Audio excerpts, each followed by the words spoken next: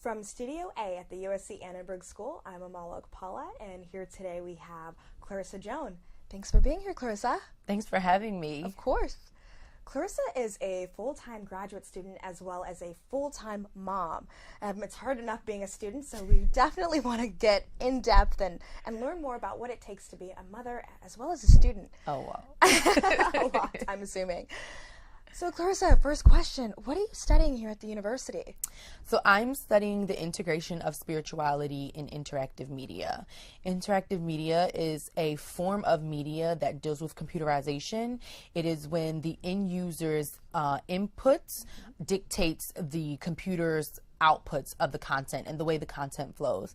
And this is especially interesting for me with my passion of spirituality and whole abundant living from my Christian background, because it enhances the user's experience and how they process information. And spirituality and theology can be pretty cumbersome to digest, and so making it interactive is my dream. Right. And USC is providing me good space to do that here. I'm glad to hear that. And so USC is definitely providing you the space to pursue your passion.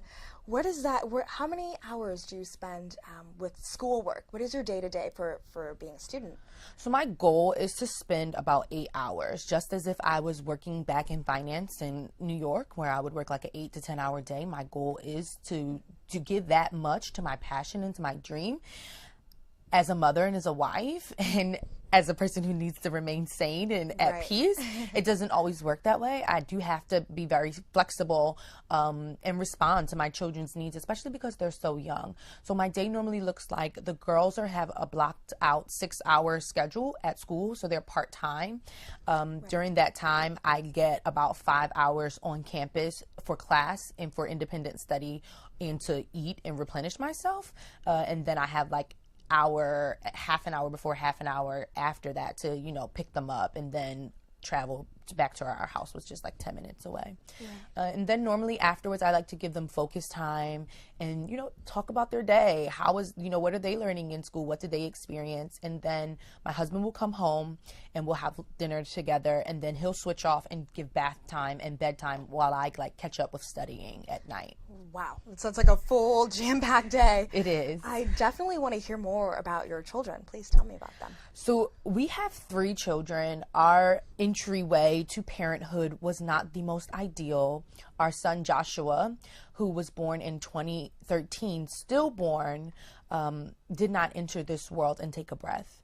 And so is this the picture that we're looking at here? Yes, this is Joshua's hand on the day that he was born. That's the blanket underneath that were given for him, and it's his still hand. And it was a traumatic experience. It's not one that you expect. You don't expect to carry a baby full term and not to ever see their eyes or hear them breathe, but it taught us a lot, and we are people who believe that all things work for the good of those who love the Lord and who are grateful for life. And so we believe that it happened for a reason, and it prepared us for our rainbow baby, Genesis, who was born right after Joshua in January of 2014.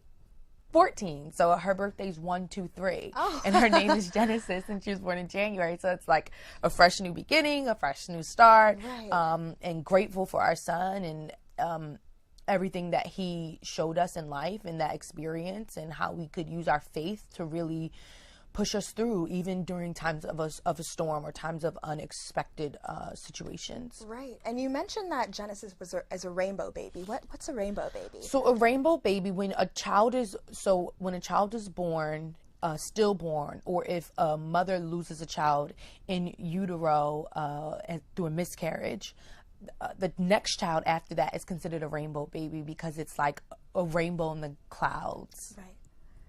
Got it. And I know you have another child, another little girl as well. Tell me about her. We have Viva, who is our surprise baby. We did not expect to have another baby so soon, being pregnant 3 years back to back to Right. back. But Viva's amazing, and She's the little one on she's the- the little one on the right. Okay. And she was inside of me for 4 months, and we didn't know because I was breastfeeding. And when you're breastfeeding, your body does not return to normal, so you still have all these hormonal things flying Wow. off the hinges while you're producing milk. And so one day we go to the doctor, and there she was. And her and G are 15 months apart, so they're really close, and that's the beauty of it, that they have now like each other to lean on as they go through their child development and their growth in their adolescence. And it's amazing for us to, see. It's like double the blessing to lose a child and then to be blessed with two. It's just beyond our wildest dreams. So we're grateful. Of course. And also double the amount of work. Double the amount of investment of time and resources. Yes. Okay, so then where do you find time to kind of decompress, or how do you decompress?